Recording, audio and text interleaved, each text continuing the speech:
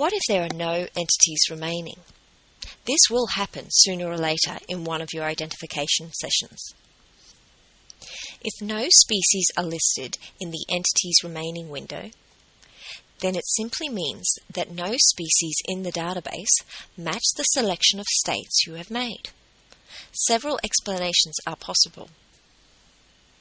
The most likely error is that you have made an error in one or more states that you selected. The species may also be undescribed. In this case, the specimen cannot be identified because its features are not represented in the key's data tables. Lastly, the key author may have made an error when constructing the key. This is unlikely, but it can happen.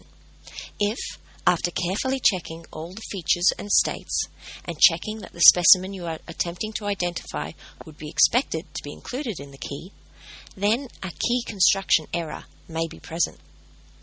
Whichever situation is suspected, you must very carefully review your chosen features and determine which ones you are uncertain about.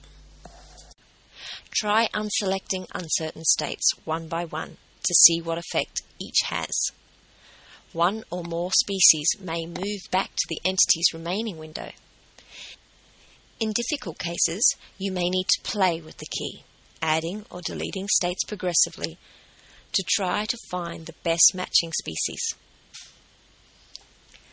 Once you have made a preliminary identification, check the other information, notes, description, and images provided for the species.